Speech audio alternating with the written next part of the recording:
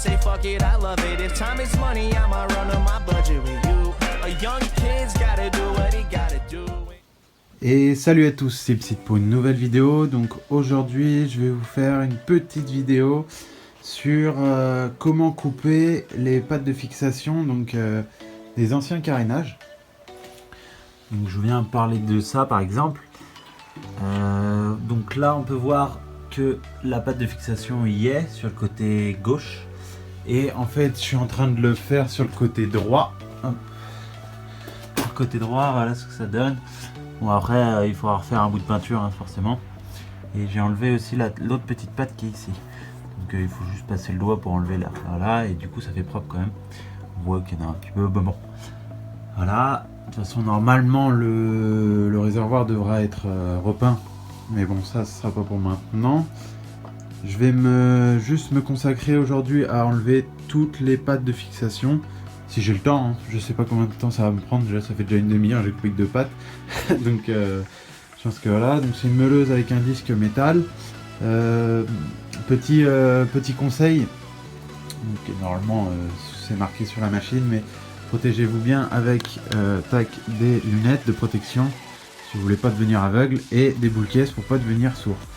Voilà, parce que ça fait du bruit et puis je pense que c'est bien de le dire, ça coûte pas cher. Et ça vous servira si vous avez un bout de métal qui saute dans vos yeux, vous serez bien content de les avoir. Donc voilà, je vais pas vous faire un plan en accéléré parce que je sais pas combien de temps ça va me prendre et surtout je sais pas si je vais le faire en plusieurs jours. Là c'est le week-end donc je pense que je vais prendre un bon petit week-end. Comme je l'ai dit dans la vidéo, l'arrière je vais aussi l'enlever, peut-être la bulle, là, la sorte de, pas lèche-roue mais protection d'eau en fait. Je vais l'enlever, je vais voir combien de temps ça met et surtout si la batterie tient même si je l'enlève.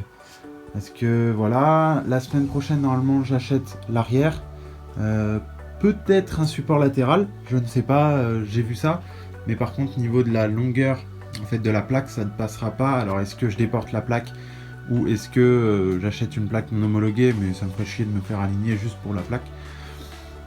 Parce que au 1er juillet 2017, les plaques deviennent standards, donc comme la MTA. Donc là, je vais devoir être obligé de la mettre là-dessus. Déjà, il n'y a pas trop de trucs homologués dessus. Je préfère au moins avoir la plaque si je peux le faire. Ça me coûtera pas plus cher. Donc voilà, je vais aussi peut-être couper l'arrière. Je sais pas, en fait, vu que toute la semaine qui arrive, il va pleuvoir, je vais pas l'utiliser.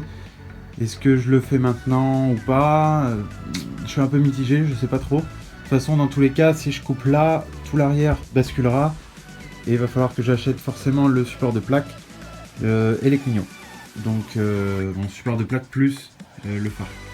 Donc ça, là-dessus, je pense qu'il n'y aura pas de souci à se faire.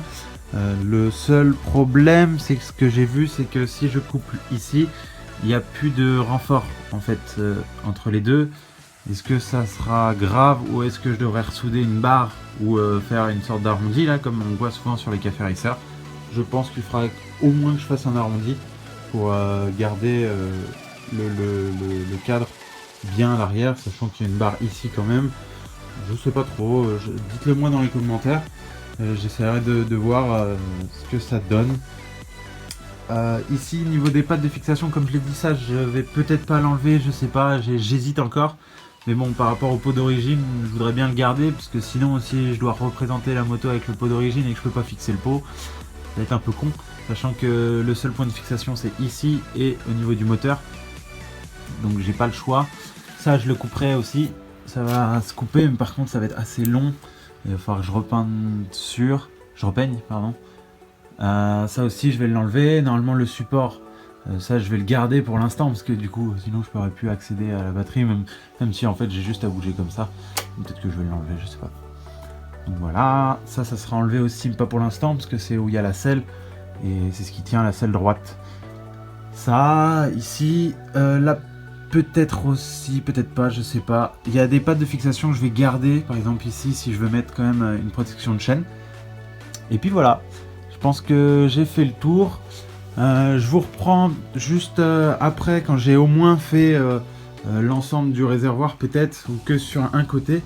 Comme ça au moins ça vous donnera une idée avant-après de la moto. Voilà, je vous reprends juste après. Et voilà, je vous reprends 5h, 6h après, je me rappelle plus trop quand j'ai commencé.